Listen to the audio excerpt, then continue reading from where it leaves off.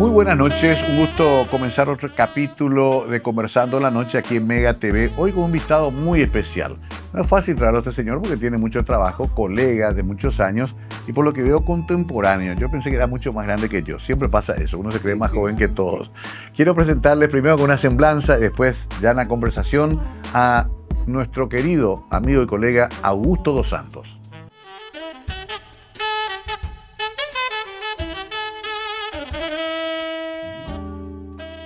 Augusto dos Santos nació en Pilar en 1960 y desde joven mostró una pasión por el periodismo y la comunicación. A los 16 años inició su carrera como escritor en el periódico El Sur de su ciudad natal y al terminar la secundaria fundó su propio semanario, Panorama. Su talento lo llevó rápidamente al ámbito radial, comenzando como libretista y luego como periodista, dirigiendo estaciones como Radio San Roque y más adelante Radio Cáritas de la Universidad Católica. Su experiencia se expandió internacionalmente con ALER, la Asociación Latinoamericana de Educación Radiofónica, para la que trabajó en Quito, coordinando tareas de capacitación y de investigación en varias regiones de América Latina. Como periodista se destacó en medios como el diario Noticias y Canal 13. Su trayectoria en comunicación pública alcanzó un nuevo nivel en 2008, cuando fue nombrado ministro de Comunicación del gobierno de Fernando Lugo. Bajo su liderazgo, se crearon la Agencia Informativa IP Paraguay, la televisión pública y se promovió la comunicación para el desarrollo en universidades del país. Además de su trabajo en medios tradicionales, ha dirigido el sitio Somos Paraguay y actualmente conduce el programa Expreso en Canal Gen. A lo largo de su carrera ha acompañado campañas electorales en Paraguay, San Salvador y Argentina y es asesor del gobierno de Santiago Peña. A nivel personal es un apasionado de Cerro Porteño y disfruta de su rol como abuelo de Jimena, Azul y Eugenia. Entre sus publicaciones se destacan obras literarias como Poemas del Sur y libros sobre comunicación, como Quo Vadis, Medios Públicos.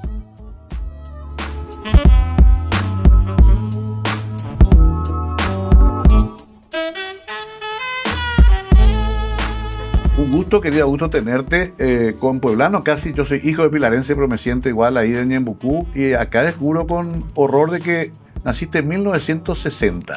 Claro. ¿En qué fecha? La era de Acuario, en 23 de agosto de 1960. 23 de agosto, sí, casi un año ya después de que yo nací. Y rápido me llevaban a Pilar. Mi abuelo me llevaba por la famosa ruta que se clausuraba cada tanto.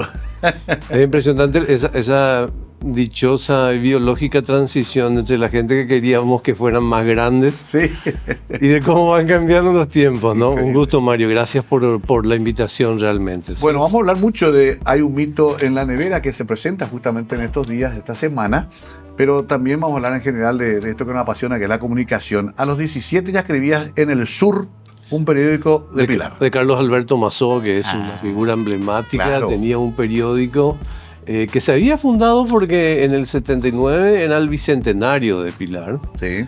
Y bueno, me agarró el gusto, terminamos el colegio y entre venir a Asunción, estar acá, fundamos un pequeño periódico, que son cosas que se daban porque había contexto en el pasado. La gente leía más y tenía algún futuro tener un periódico de pueblo, ¿verdad? Claro, conté que Pilar tenía el raro privilegio de ver, por ejemplo, canales argentinos.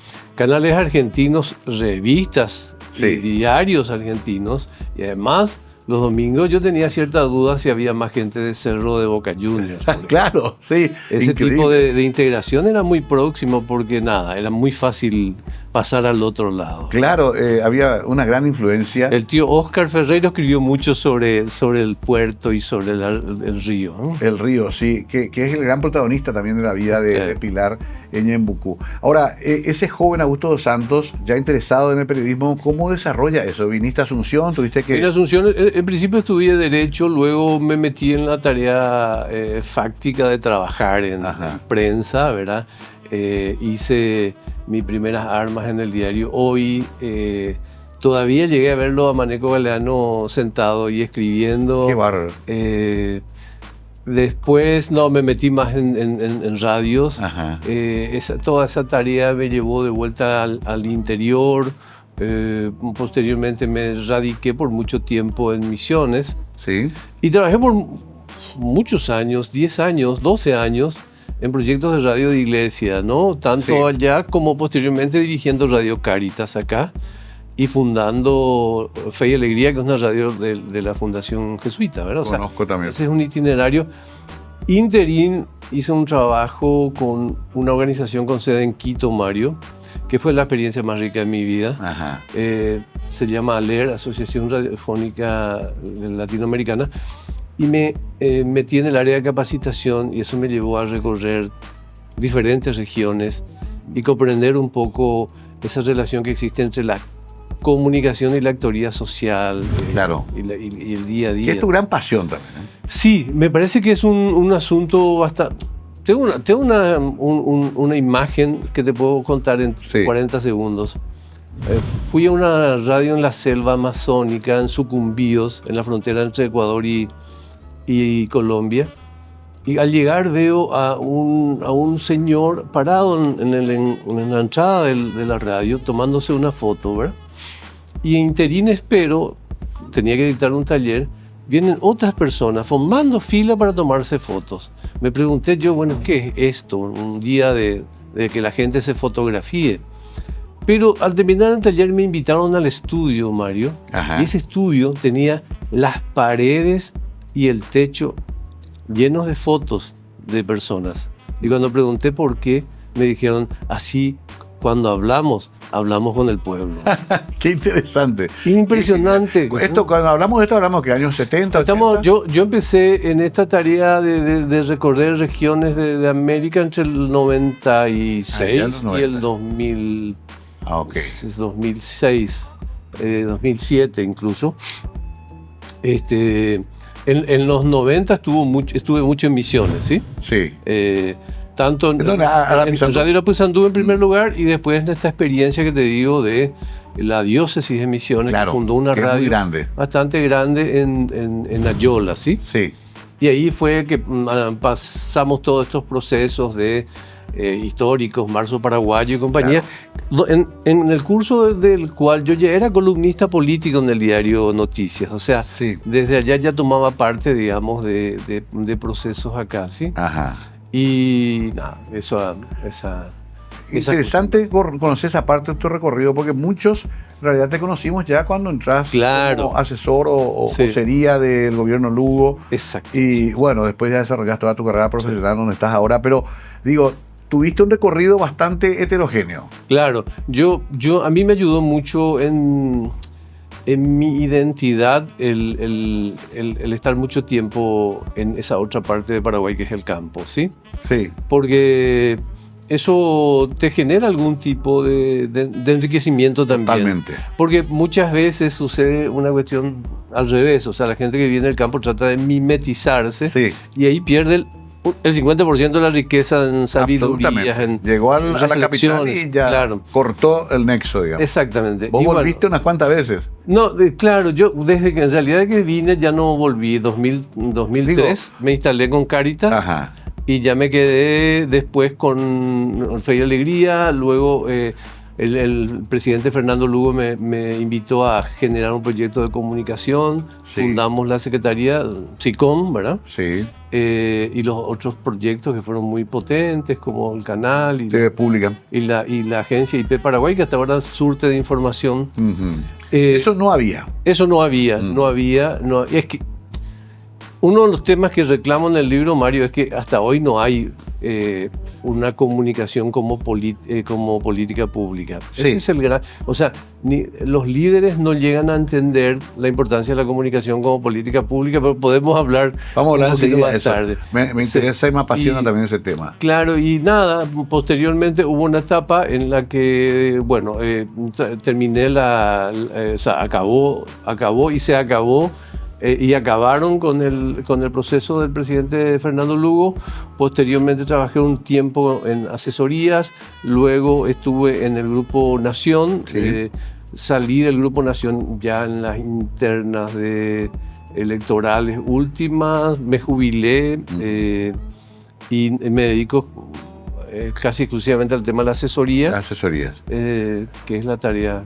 Qué interesante, porque tenés una visión bien heterogénea, decía yo, de diversos aspectos de lo que es el trabajo comunicacional. Y quiero entrar después en ese tema porque, a ver, me pasó también ocupar un cargo alguna vez y siempre cuando hay un problema se le mira a la sala de prensa y dice, ellos son los culpables, no saben comunicar, ellos comunican mal, ellos no saben contar, relatar el gobierno, por lo tanto hay que descabezar al asesor o al director de comunicaciones.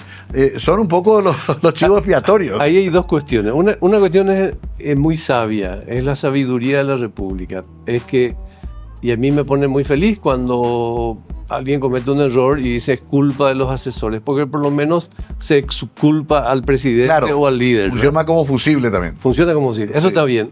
Lo malo es que hay una situación que se dio durante el gobierno de Alejandro Toledo en Perú, Mario. Sí. Que nosotros en una cátedra de Mario Riordan en Buenos Aires trabajamos con el nombre de Síndrome de Toledo. Eso vi, no entendí a qué te referías. Toledo se paró frente al micrófono en su primer año de gestión, al terminar su primer año, y dijo, peruanos, goberné bien, pero comuniqué mal.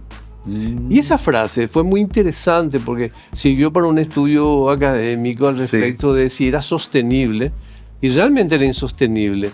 Porque parte de la calidad de tu gestión es la calidad de tu comunicación. Claro. O sea, yo no puedo decir, estoy sano, pero mi estómago está hecho puré, ¿verdad? Sí. Entonces, esa concepción está muy presente en la burocracia y en la clase del liderazgo, de los liderazgos políticos. Sí. ¿Por qué? Porque siempre tuvieron la comunicación como una herramienta y no como una política pública. Siempre tuvieron el concepto de la comunicación como una oficina de prensa.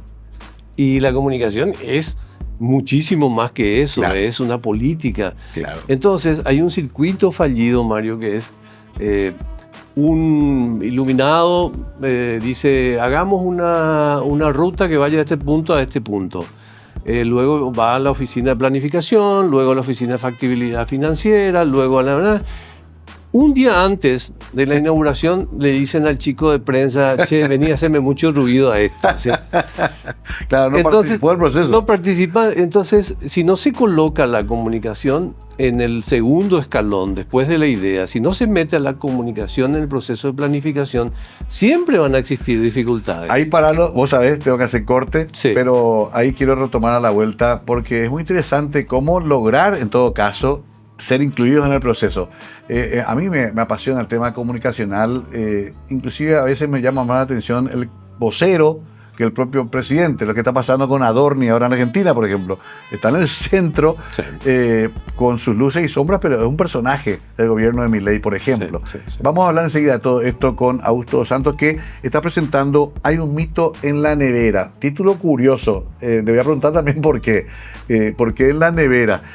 Asesoría de comunicación política en medio de la diversidad. Otro problema también. ¿La comunicación de un gobierno es la misma que se hacía en campaña o hay que cambiar totalmente esa visión? ¿Se sigue haciendo campaña mientras se gobierna? Muchas preguntas para Augusto a la vuelta de la pausa.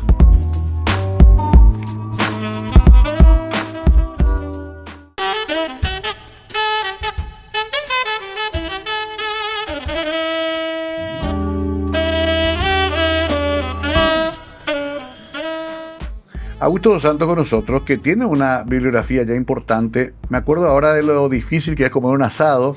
Me divirtió mucho ese libro, más bien de relatos, de historias. Pero también, por ejemplo, está ¿Y qué dice el presidente?, que un poco refleja tu paso por el gobierno. Sí, es un poco el antecedente de este libro, justamente, ¿verdad?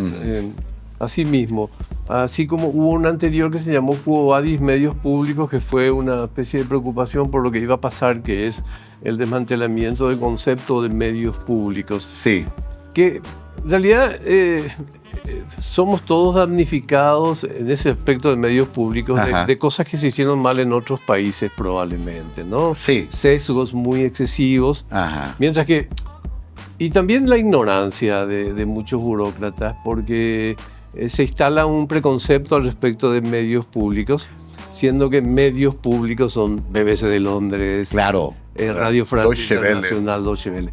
Pero bueno, Pero, perdón, venimos de una tradición autoritaria donde el medio público era la Volgradismo, Radio Nacional Paraguay, la cadena nacional. Totalmente. Yo hasta con nostalgia a veces me acuerdo de la cadena. Totalmente. Porque sabíamos que esa hora era la hora de la información oficial y todo el día con el mismo formato, el señor presidente de la República. O sea, que el sábado pasado estuve haciendo un taller sobre comunicación política en diferentes momentos, desde las cavernas hasta, vaya coincidencia, hasta la época de Stroessner. Sí. Y valoraba, sin embargo, la calidad que tuvo esa comunicación. Perversión y calidad. Sí. Pero se libretaba, se guionaba. Se guionaba, pero se pensaba, digamos, respecto de la calidad persuasiva que podía tener. Claro. Era la imposición de la paz, ¿verdad? Sí. Era una rara paz que funcionaba con un garrote, digamos, ¿no? Sí. Pero eso se transmitía a través de la radio. Diariamente. Al mediodía te enterabas de lo que hacía Stroessner. Sí. A la noche te enterabas de lo que no tenías que hacer como ciudadano. Claro, había un sistema. Sí, lo decimos en broma, pero era bastante así. Duro, ¿no? Sí, era duro. Sí. No, a ver, por eso es que te digo que a lo mejor esta confusión que todavía no hay dudas. Proviene un poco de esa tradición también. No hay Manuel dudas. Piña mandata si nos vamos a contar lo que hacemos y hacernos propaganda. No hay duda que es así. Es muy difícil deslindar de los gobiernos la propiedad de una vertiente de la comunicación, porque puede haber medios públicos y al mismo tiempo una comunicación de gobierno. Debe haber. Claro. Por cuerdas separadas. Pueden ser dos cosas distintas. Claro. Que está la publicidad de obras de gobierno y compañía que está. Ahora, perdón. Lo que pasa es que también se debe lidiar con unos críticos mucho más duros que los que tenía un dictador, por ejemplo. Obviamente. La famosa foto del bache desde de abajo para arriba, o lo que sea, a mí me pasó mucho eso, en tapa de un diario fuerte, afecta. Es un desafío muy interesante, Mario. Por un lado, ¿cómo haces para lidiar con tamaña simetría? Sí. Es pelear con un tsunami con un paraguas. Sí. Es muy grande la simetría en ocasiones en que hay un concierto de medios cuestionando gobierno. Entonces el gobierno tiene que apelar a mucha imaginación, ¿verdad? Uh-huh. Y dentro de eso uno piensa un poco en Favaloro. Sí. Y su genialidad del bypass, ¿verdad? De cómo podés hacer para llegar a los ciudadanos por el costado, por abajo, por el medio de esa coyuntura, ¿verdad? No es fácil. Era más difícil hace 15 años cuando no había redes sociales tan desarrolladas. Hoy en día las redes sociales son una herramienta fuerte para llegar a los ciudadanos. Los medios tradicionales tienen su preeminencia siempre, son los que fijan la agenda. Sí. Pero evidentemente, y después está el factor de la presencia humana, el diálogo directo, lo que se llama la mano del rey, ¿verdad? Pero es un fenómeno muy interesante, muy desafiante. Hay otros fenómenos que son mucho más distorsivos en este momento, que son incluso preocupantes al respecto de fake news. Fake news, pero también lo que está pasando. Wing Han, que es un filósofo coreano que escribió muchísimo sobre esto, plantea una perspectiva bastante inquietante al respecto de cómo las redes sociales están imponiendo la creencia por sobre el debate. Sí. O sea, en las redes sociales vos decís blanco, alguien dice verde, y el resto es... ¿Se puede decir puteada? No. Sí, se puede. El resto es eso, ¿verdad? Sí, se arma ahí el campo de batalla. Claro. Entonces, al existir una especie de impronta sintética, o sea, todo tiene que tener un minuto, todo tiene que entrar en el formato de las redes, no existe espacio para el debate, Mario. No. Y al no existir espacio para el debate, se va imponiendo una impronta en que la fe... Con todo respeto, ¿verdad? No estoy hablando de la fe religiosa. La fe es más importante que la razón. Totalmente. O sea, no se discute, no se debate. Por eso, las redes son una herramienta tan importante para estos nuevos movimientos libertarios, antisistémicos, que no necesitan dar razones. Bueno, tenemos el mejor ejemplo con lo que pasó con las vacunas, la pandemia, Sí. y Estados Unidos está sacudiendo la interna política todos los días. Ahora, ahí te dejé una pregunta picando antes de la pausa, que era, en campaña se dice de todo. De todo, yo voy a hacer volar un elefante blanco de Asunción y va a ser hermosa la ciudad. Después que tiene que gobernar. Sí. Algunos cometen el error de seguir en campaña los 4 o 5 años de gobierno. ¿Eso está bien, está mal? No, es un problema que al final del primer año va a ser un problema enorme. Claro. Es una tentación de todos. Carlos, Sí. Mario, fuiste ganador de unas elecciones, te presentaste a una presidencial. Sabés que si ganás una elección con un modelo de campaña, Sí. hay una terrible tentación de decir, che, espera, con esta campaña ganamos. Sí. Con estas ideas de Miguelito ganamos. Sí. Sigamos con esto. Sigamos, Es una claro. tentación, Es una tentación enorme. Hubo discusiones muy fuertes en algunos gobiernos en los que yo mismo tomé parte al respecto de cómo hacer para que estas personas que honestamente están planteando eso entiendan que esta comunicación no sirve para gestionar. ¿Hablas también de eso acá? Claro, Sí. incluso cuento experiencias. Pero el punto es, Mario, que si uno se detiene a pensar, es mucho más sencillo. Las campañas electorales plantean una promesa. Sí. La gestión plantea hechos, o sea, plantea la necesidad de ofrecer información sobre hechos. Claro. Por eso es que te resulta como líder ganador de una elección tan incómodo y tan exótico que ese pueblo que te estuvo aplaudiendo hasta el 14 de agosto, el 17 te dice, che, ya no queremos escuchar promesas. Claro. Porque eso funciona así. Sí. Porque ese es el contrato cívico que existe con los ciudadanos, ¿verdad? Y entonces... Perdón, pero ahí entonces de vuelta tiene un equipo que ya piense y planifique la comunicación en función ya de gobierno. Ese equipo casi permanentemente sale derrotado. Exacto. Porque el peso de la comunicación todavía no tiene un peso político importante en los gobiernos, porque reitero una vez más, este es un concepto que tiene 10 años, Mario, Sí. de reivindicación infructuosa hasta ahora, que la comunicación tiene que ser política pública. ¿Qué significa eso? Que la comunicación no es una llave inglesa, es el proyecto de reparar la cocina. Sí. ¿Sí? Entonces, mientras eso no se asuma, la comunicación va a ser siempre el Cuerpo de Bomberos Voluntarios y no la Oficina de Prevención de Incendios. Muy buena analogía, me gusta esa. Uh-huh. Y me quedé también pensando en eso de que participe el equipo de comunicación de todo el proceso. Pero te voy a escupir el asado, dice un amigo. Sí, muy bien. El problema es que uno, cuando gana una elección, ese equipo que trabajó Sí. en la propaganda electoral, lo incorporás automáticamente al equipo Es de casi- comunicación, o si no se te enojan los muchachos. Es obvio, es obvio. Solo que ese equipo que trabajó en la campaña electoral debe saber que el que lideraba la campaña electoral es el mejor centro delantero. Sí. Y en esta etapa es el mejor mediocampista. Tiene Es que el mismo cambiar de equipo. función. Es el Cambia mismo que, función. claro, hay que cambiar. La cuestión es cambiar de estrategias nomás. Sí.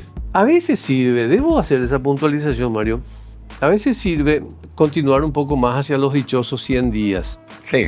Solo que los dichosos 100 días están cada vez más devaluados. Sí. Porque ya no representan lo que representaban antes, cuando los ciclos de la comunicación eran más lentos, Mario. Totalmente. No te olvides O que... sea, se redujeron esos 100 días. Claro, pero Penosamente. no te olvides que cuando un líder hacía una declaración a las 10 de la mañana, mientras hacía una declaración hace 10 años, 15, Sí. mientras hacía una declaración estaba pensando qué título voy a sembrar mañana en el diario. Lo que vos decís hoy a las 10 es título 2 segundos después, 2 minutos después, Sí. y así Es sucesivamente. tanto que murió la primicia para nosotros. Murió la primicia. Ya no, antes nos moríamos por decir, fuimos los primeros en decir. No, claro. Hoy lo dice Juan Pérez, que está en la calle y vio un hecho. Sí, sí. Cambió la vinculación, la relación. A ver, tengo que irme a la pausa, pero me quedo también pensando en que a veces el líder que está al frente de un gobierno o de un ministerio o de un lugar de preponderancia, puede ser un buen comunicador.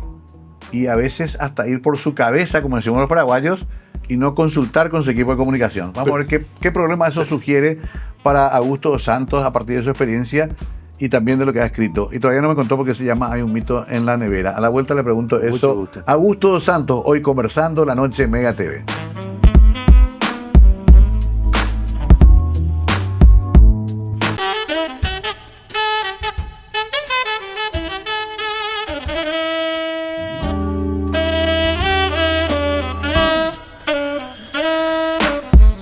Coincidimos en muchas cosas con Augusto, somos sabineros ambos, a muerte. Ya se está despidiendo nuestro gran poeta. El último vals. Es fuerte el último vals. Muy fuerte, muy fuerte. Ya casi carraspeando y diciendo ya estoy listo para irme. Duró mucho, lo conociste. Sí. Todos te envidiamos. Aquella noche famosa. Todos te envidiamos. Que terminó para él en el Karim Club, al estilo de Augusto. Javier Viveros, un escritor Sí. que tiene un enorme potencial, hoy con mucha calidad, pero un enorme potencial.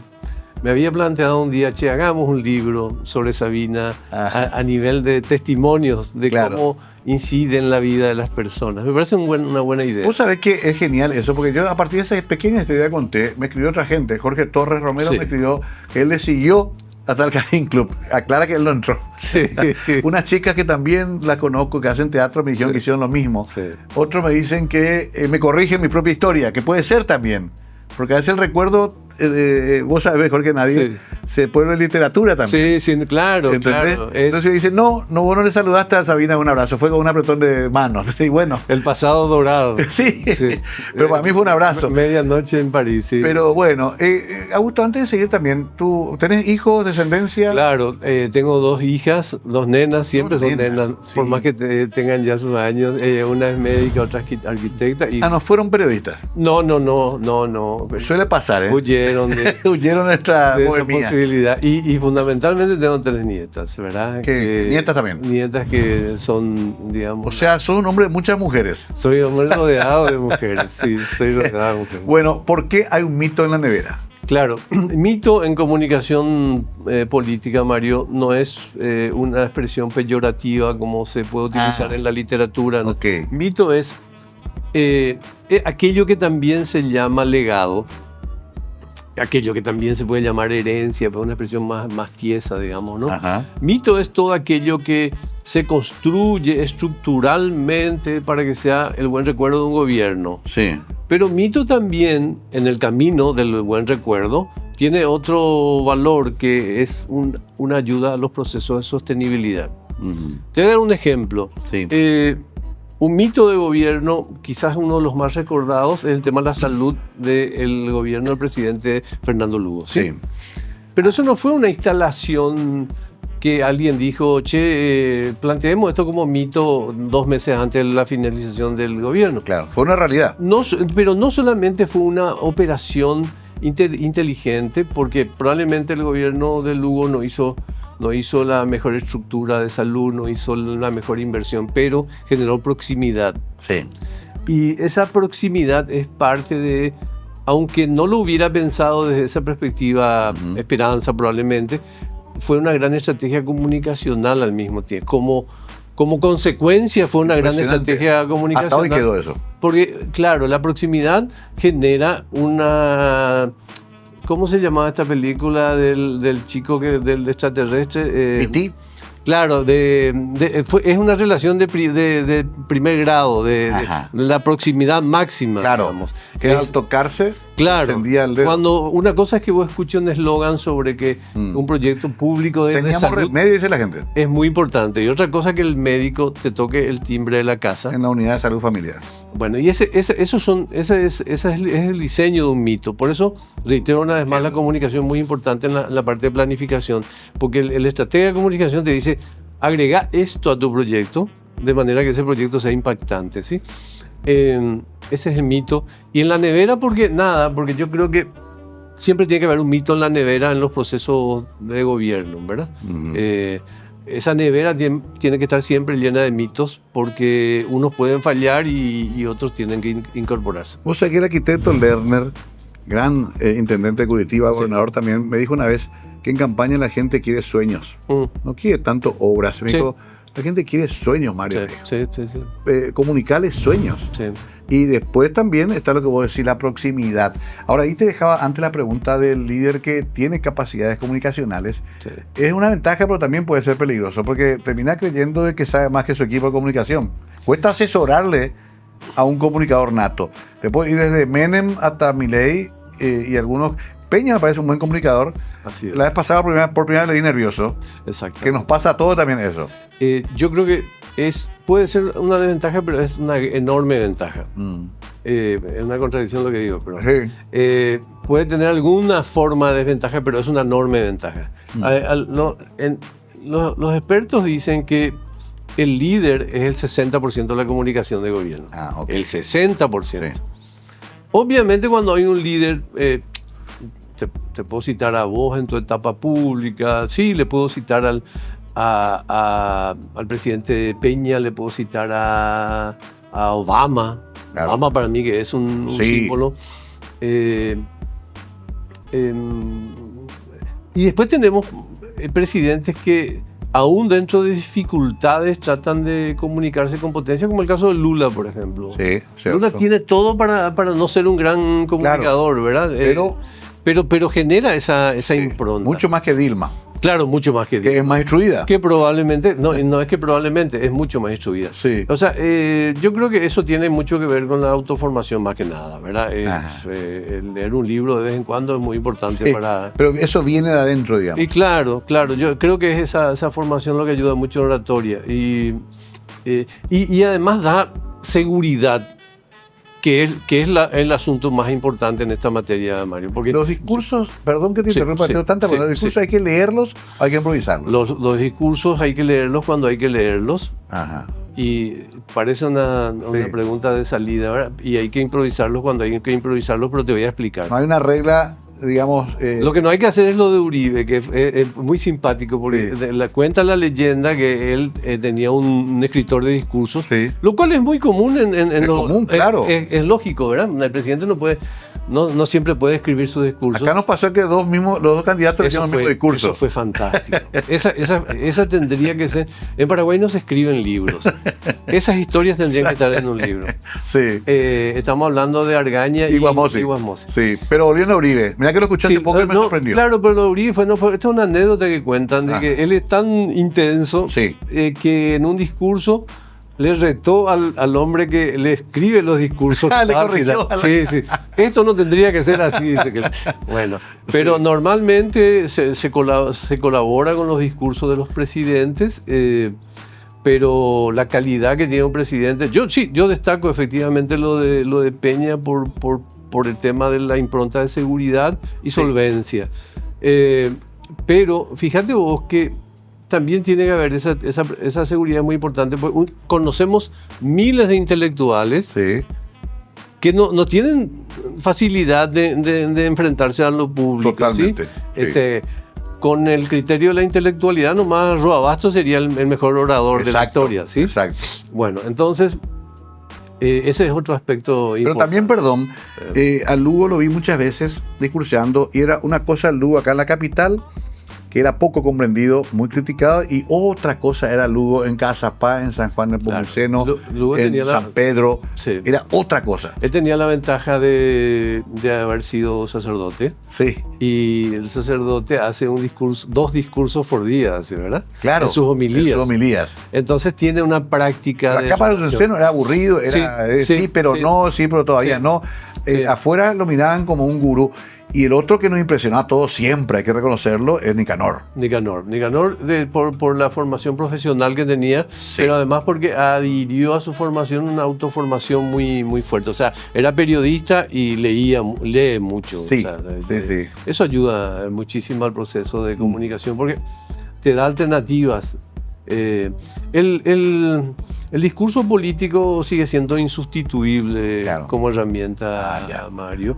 Y los mandatarios tienen en el discurso una posibilidad de generar diferentes actorías. El mandatario que disuade, el mandatario que abraza, que acaricia, que motiva. Depende de... en una situación crítica, por qué se decide que el mandatario salga a hacer un discurso? Por eso mismo. Sí. Porque suceda lo que suceda, voy a hablar en lenguaje de calle, es el tipo en el que más confió la mayoría de los ciudadanos de un país. ¿Sí? Es así, es Así es. el huillá. Exactamente. Y otra cosa que agrego, la prensa puede ser crítica, dura, pero no hay, creo, ningún colega que no se beneficie, que no se deslumbre cuando el presidente o el gobernador o el ministro de Intendente le da una entrevista particular, por ejemplo. Totalmente. Porque es el insumo que necesita, la información. Yo tengo mucha confianza en que los líderes vayan comprendiendo eso cada vez más al respecto de la posibilidad de contactos más frecuentes. Sentarse con una cabina. Porque, de hecho, que eso, AMLO. Claro. AMLO es un ejemplo. ¿Sí? Se paraba todos los días a hablar con los medios. Y además porque decía, creo que era Reagan que decía que no me peleo con los dueños de un barril de pólvora, ¿verdad? Yo creo que la relación tiene que ser mucho más fluida. Es cierto que también, Mario, hay una especie de línea de base condicional que es las motivaciones que tienen diferentes grupos de medios, todos, o sea, sin excepción. Sí. Que a veces marca un poco la agenda. Sí. Y bueno, eso instala un asunto, pero los líderes tienen que ser incombustibles. Hay mucho de esto en Un mito en la nevera. Les recomiendo a aquellos que nos apasiona la comunicación que lo lean. Yo comencé a leerlo y creo que es un buen insumo también para estudiantes, para profesionales jóvenes en este apasionante mundo de la comunicación política sobre todo. Enseguida estamos con más de Augusto dos Santos, nuestro invitado especial hoy acá, Conversando la Noche.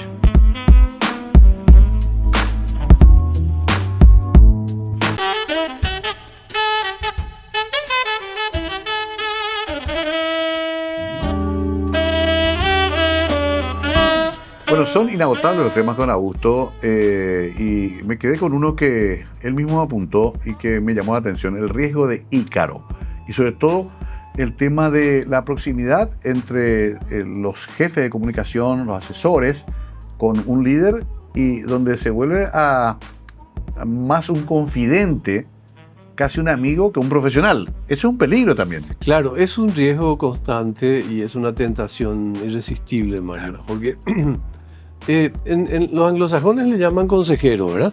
Sí. En el momento que hay una relación entre, y esto no tiene relación con un presidente nomás, no. Puede tener relación con el presidente de una corporación, con diferentes organizaciones. En los canales decíamos el que le ceba al TLE al director. Eso es lo que es peligroso. Con él tenés que hablar. Exactamente. Esa proximidad tiene sus riesgos porque el riesgo es más para la calidad de la asesoría. Sí. Que para el presidente. El presidente tiene siempre, o el presidente, o el líder, el presidente de una corporación, tiene siempre cerca a una persona que aprecia, que respeta, pero el problema es que va en detrimento de la calidad del producto, de la asesoría, porque la tarea central del asesor es un oficio muy interesante, porque no tiene grandes costos, que es pensar. Sí, a lo sumo los costos son tratar de actualizarte, comprar el último libro sobre la materia y compañía. Pero lo que uno tiene que pensar, y pensar en qué, no en el presidente solamente, sino pensar en el escenario. Uh-huh. La construcción de escenario tiene que darse por lo menos 2 veces por día en la cabeza de los asesores, ¿verdad? Claro. Y porque no solamente es una persona que le tiene que dar un recorte de prensa, y decirle esto es ¿cómo se usa? Esto es neutro, positivo, negativo, que es un clásico, que finalmente no sirve para nada porque es diario el lunes, ¿verdad? Sí. Sino generar estrategias a partir de las cuestiones que van sucediendo. Y lo más importante y lo más glorioso, generar estrategias en relación a cosas que no suceden aún. Claro. Exacto. Imaginar escenarios. Es imaginar escenarios. Y en ese contexto suele pasar que una tentación es estar muy cerca, y al estar muy cerca se burocratiza la tarea de asesoría, se incluyen los asesores en un proceso de proximidad con diversos actores también burocráticos, y no hay tiempo para para generar escenarios, ¿verdad? Eso me parece que vale tener en cuenta en este oficio, ¿sí? Sí, entiendo perfectamente y me hace pensar mucho también en la soledad del poder. Sí. Porque finalmente ese presidente de una corporación o ese presidente de la república o ese intendente, hay un momento que está muy solo. Es raro, todos quieren estar cerca, pero finalmente está muy solo. El problema de la proximidad del grupo próximo a los presidentes, Sí. no digo que sea una experiencia ahora, ni Siempre, siempre. Los presidentes, es algo que yo describí en el libro Quo Vadis Medios Públicos, creo, Sí. que describí con un nombre, le llamé Los 6 Felices. Claro, los 6 felices, sí. Es que, claro, son las personas que acompañan así siempre a los líderes. Sí. Y que le dicen, qué bueno tuvo eso, presidente, qué bueno tuvo. Entonces, esa es una actitud distorsiva, Sí. porque yo recuerdo cuando me tocaba ser ministro secretario de Comunicación, había un personaje que yo quiero muchísimo, que aprecio muchísimo, en la proximidad del presidente. Cuando yo llegaba me decía, no haya que ponerle pire bahía al presidente. Cierto. Claro, entonces es como una especie de, la asesoría es una especie de mala noticia a veces, ¿verdad? Cierto, Porque sí, pinta sí. un poco un panorama de lo que la cosmética del entorno dice que no está bien. Pero ahí también se incluyen lo que Nicanor definía como la política de administrar los celos de hombres. Exactamente. Porque genera celos también el que entra a contarle lo que sea al presidente. El que entra al despacho Sí. o del intendente, lo que sea, alrededor de él ya genera una suerte de resquemor. En la antesala de las presidencias, Mario, se escuchan los abrazos más sonoros. Sí. Y siempre no siempre son de amigos. Parece que en la medida que hay una enemistad que se está encontrando, escucharlo. ¿Y por qué sucede eso? Porque el poder genera electricidad. Claro. El poder genera Sí, electricidad. ¿Sabes por qué el libro anterior se llamaba ¿Y qué dice el presidente? Porque todas... Porque todos cuando llegan Sí. preguntan Sí. qué está pensando el presidente. Se puede traducir a baile callar. Baile callar. Exacto, sí. eso es lo más clásico. Sí. Y creo que también tiene que ver con la política de sobrevivencia, en lo cual la clase política tiene un masterado, ¿verdad?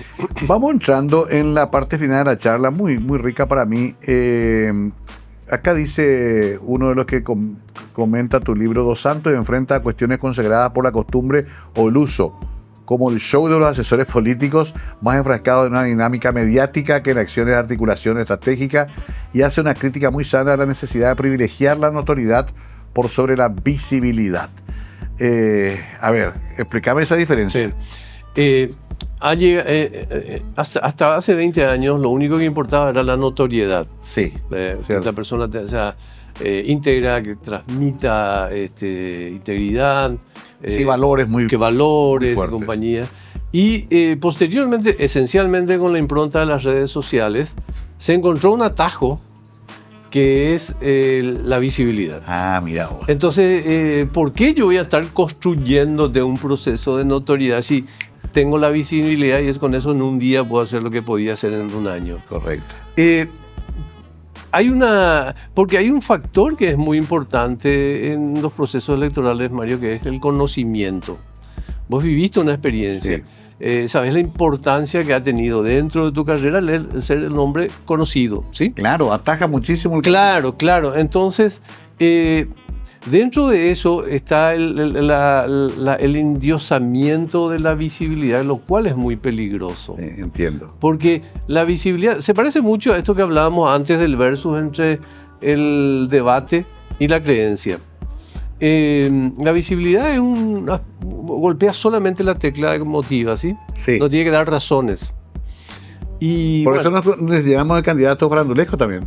Más rápido, más visible, más rápido. Claro, y dentro de no sé cuántos años pueden recordar a un presidente porque le paseaba un león, Sí. pero no van a recordar qué obras hizo. Entiendo. ¿Entendés? Entonces, yo creo que todo tiene que ser un balance. Sí. Y a veces no tenemos paciencia para los balances. Interesantísimo. No quiero spoilear, dicen ahora los chicos, todo el libro, pero todo esto se toca acá de manera muy profesional y creo que muy útil también para comprender el fenómeno de la comunicación. Finalmente, Augusto, te tengo un gran aprecio, tengo que decirlo. Alguna gente, y esto tengo que hacerlo, alguna gente cuestiona y dice, pero Augusto estaba con Lugo, después estuvo también con el gobierno de Cartes. ¿Cómo vos resolvés eso? Claro. Disculpá, pero tenía que No, me parece fantástico. Sí. No, lo de Lugo fue una tarea de gobierno, ¿verdad? Fue una tarea de gobierno. ¿Fuiste ministro ahí? Fui ministro, Okay. sí. Posteriormente, y ese fue el puente que me llevó a asumir la gerencia del grupo Nación. Posteriormente llevé una etapa de asesoría como ahora lo estoy haciendo, independiente. Ok. Y fue hacia el año 2017 o 18, creo que fue, que asumo la gerencia periodística porque ya venía haciendo programas ahí, ¿verdad? Posteriormente, casi por naturalidad, se da mi relación con el presidente Peña, que me invita a formar parte de su estrategia político-comunicacional.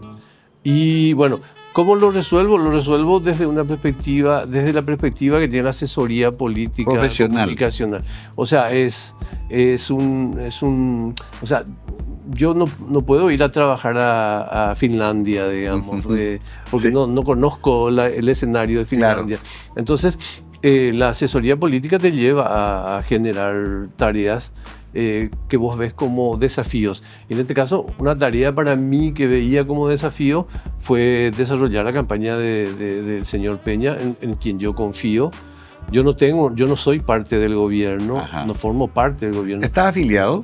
No estoy afiliado. No estás afiliado. No tengo afiliado. Sí, mi viejo era vicepresidente de la seccional de Pilar. Yo tuve muchos años trabajando con los sectores progresistas, trabajando con la iglesia. O sea, fue parte de un viaje, Mario, que yo no tengo, lo tengo resuelto, digamos, con bastante soltura al respecto de que se trata de una tarea esencialmente profesional, pero también en el caso de este proceso con Peña tengo bastante convicción de lo que significa mi tarea de asesoría externa, porque yo no formo parte del gobierno, ¿sí? Genial, me parece. Creo que nunca te he preguntado esto. No, nunca. Así nunca, públicamente, sí, los diálogos suelen ser. Claro, pero por eso quería hacerlo. Sí, y por la confianza que nos tenemos mutuamente. Me parece fantástico. Y era importante, me parece a mí, culminar el programa con esto, más allá de que el tema central es, sobre todo esto, el fenómeno de la comunicación y entender también la comunicación como algo profesional. Que es lo que más nos cuesta a los paraguayos. Sí. Augusto, disfruté mucho esta charla. Igualmente, Mario. Igualmente. Creo que nos debemos más charlas todavía. Y nos debemos más visitas a Pilar también. También de eso hablaremos en otro programa, lo que significa Pilar para nosotros. Decía mi querido tío Tito Granada que él recorrió como navegante París, Londres, Nueva York, pero que ninguna ni siquiera se acercaba a Pilar. Así esa ciudad que fabrica tejidos y basquetbolistas. Sí. Gracias, Augusto. Gracias, muy amable. Augusto Santos con nosotros, lanzando esta semana su nuevo libro, Hay un mito en la nevera. Mucho para hablar todavía y para pensar. La idea es esa, que quede el debate en casa, en los círculos de amigos, en los círculos profesionales, y sigamos pensando en un país mejor siempre. Gracias y muy buenas noches.